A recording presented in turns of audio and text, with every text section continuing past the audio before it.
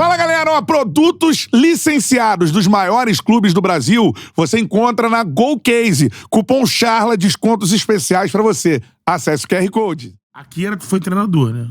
Aqui foi um técnico. Foi um técnico, né? Como é que foi esse caso?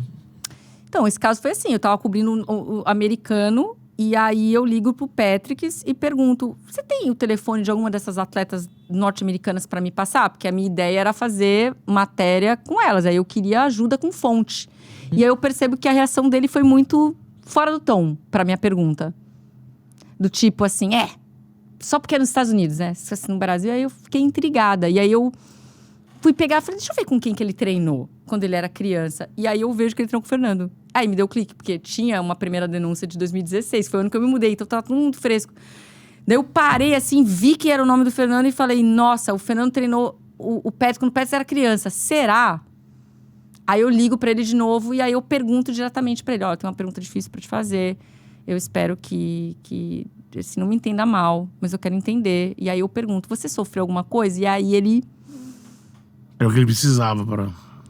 Assim, despeja, assim. Daí eu falei, meu Deus. Aí ele me desafia também. Ele acha os outros. Acha os outros. Eu só falo quando você achar os outros. Tanto é que ele é o último que dá entrevista mesmo, assim. Primeiro a gente achou, sei lá, foram 42, 43. E ele foi o último que deu entrevista, mas foi assim. Então, a minha experiência nos Estados Unidos, óbvio, tá cheio de cobertura legal, tá cheio de história bacana que a gente contou ali, mas não tem como, porque ali o que me impactou a minha vida, a minha carreira, foi feita daqui. Tipo, eu tava lá, mas tava fazendo um trabalho daqui, pesquisando coisas aqui. Difícil pra caramba, imagina. Você conversar com vítima de abuso sexual, de estupro, à distância. Né? Eu não tinha como catar um avião e vir pra cá pra fazer. Eu tinha minhas demandas como correspondente. Então, durante uns 4, 5 meses, foi uma loucura total. Mas deu certo. Eu falo, a gente é apaixonado pelo nosso trabalho. Então, nem tudo é polêmica. Têm pessoas sérias trabalhando, que querem fazer diferença. Então, nesse caso aí, foi isso, assim. O Larry Nassar, a cobertura ali internacional que provocou uma reflexão que causou o desdobramento que, enfim, né? O Fernando tá morando em Portugal livre. Há mais de um ano. Caraca. Há mais de um ano. É uma história pesadíssima essa. Garçom da Pizza Hut.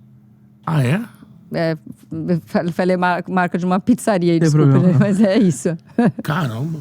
Pô, mas... Você vê a importância do feeling pro jornalista e do jornalismo pra sociedade, né? Sim. Você vai desencavando a história, vai desencavando, acaba chegando num momento como esse que, assim, serve como... Não, e assim, graças a Deus a nossa ginástica superou isso, né? Que a gente viu aí nos Jogos Olímpicos, né? Representando muito bem. Tem uma tentativa de silenciamento nesses casos e trabalham muito na cabeça dos atletas pra falar assim, pô, se você falar vai queimar o esporte, vai perder patrocínio. O que eu posso te falar é, tem mais coisas que aconteceram, tem mais casos, não só na ginástica, mas que infelizmente foram silenciados por um sistema. Porque aí você é convencido de que se você expor um problema no esporte, você está queimando o esporte. Quando na verdade você está tentando salvar o lógico. esporte. Você quer tirar essa coisa ruim, né? Mas assim, a gente não tem o que fazer quando um atleta é convencido a não denunciar, a não procurar a polícia. Mas assim, infelizmente não é o único. Sim. Mas nem todos a gente consegue publicar. Reunir, né? Nem todos. Prova, inclusive, pra galera que quiser acompanhar a matéria, tem a matéria da Joana, técnico condenado por estupro no Brasil, vive em Portugal há mais de um ano e é garçom de pizzaria. Eu vou pedir pro Bernardo e pro Paulinho fixarem no comentário aqui. Vocês podem acompanhar todos os detalhes da matéria, porque jornalismo é mais do que simplesmente reportar algo que tá ali público, né? Investigação e assim, na verdade, é você não abandonar a história, né? Não abandonar, porque você cai nesse... Porque essa história é de 2017. A gente tá em 2024. Então, é não abandonar a história. Acho que faz parte do processo. É difícil, mas eu acho que é isso que tem que acontecer. Então, você vai achar 1 milhão de desdobramentos até chegar no ponto que a gente quer, que é justiça sendo feita. A gente acha que vai chegar lá? Eu acho que sim, porque já passaram 2 instâncias. Mas, como a justiça do Brasil é uma mãe... É uma mãe. Né, e você pode apelar pro STJ, pode ir pro STF, e ele tá usando, obviamente, todos os recursos possíveis, que ele tá no direito dele, ele não tá errado nesse aspecto jurídico. Sim. Ele vai, né?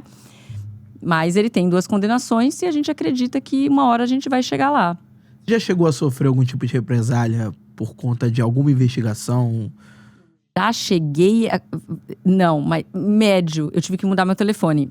Logo depois do caso da ginástica, apareceram outros casos de assédio. E eu resolvi mexer. E quando você começa a mexer, a pessoa que estava sendo concentrada ali, a acusação, eu lembro, eu estava numa final de NBA. Eu peguei a internet no voo e estava falando com ela por mensagem de texto, assim, WhatsApp. Olha, eu tô com uma denúncia aqui das atletas falando, tem denúncia assim, denúncia assado e tal. E ela falando, olha, não é bem assim. Ela tentando se defender. No dia seguinte, uma outra atleta me procura. E assim, eu me concentrando para entrar ao vivo no jogo. E ela falando, não, você não pode publicar, eu vou me matar. Eu falei, você não tem o direito de falar isso para mim. Você não pode falar isso para mim. Eu tô só apurando fatos, eu não tô escrevendo nada. E aí Aí, quando eu tô pra entrar no jogo, essa outra pessoa que tava concentrando as investigações, ela realmente dá um tiro na cabeça. Meu.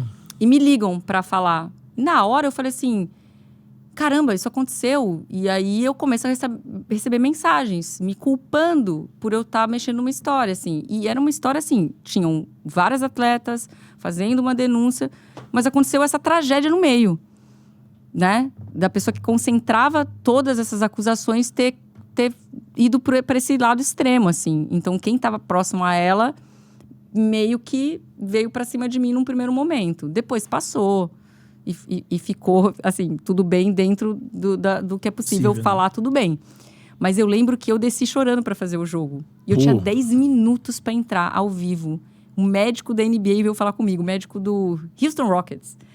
Tá tudo bem com você? Eu falei, não, tá. Porque eu tava em choque. Eu ia entrar ao vivo. Porque é isso, porque assim, você tá fazendo um negócio, mas você tá fazendo outra coisa, né? Jornalista investigativo é assim. Você tá fazendo 1 trilhão de coisas ao mesmo tempo. Vocês viram que eu cheguei aqui, eu tava no telefone investigando uma história.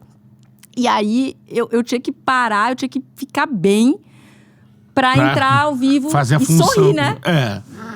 Final, NBA, pá. É outra coisa. Era Houston e Boston Celtics, provavelmente. Agora eu não vou me lembrar. O Houston Rockets eu lembro muito. Não era final de conferência. Era Houston e Golden State, desculpa. O Houston não foi pra final. Houston e final Golden... de geral, não. Foi final de conferência. Houston contra o Golden State. E o Houston perdeu. Mas é isso. Eu tive que ficar bem muito rápido pra conseguir desempenhar meu trabalho, que era o primário que eu tinha que fazer ali. Mas como eu estava tentando ouvir pessoas e tentando entender uma situação, tentando ajudar, falei, bom, temos uma denúncia aqui, vamos atrás. Porque aí você vira meio que... As pessoas te procuram, né? Pra denunciar. Sim. E aí você tem que filtrar o que dá e o que não dá pra fazer. Não é nem confiança também. É assim, ela vai atrás, então eu vou falar com ela. Já fiz essa aqui. Então, acontece. Aí você tem que dar uma filtrada. Porque também, se você não filtrar...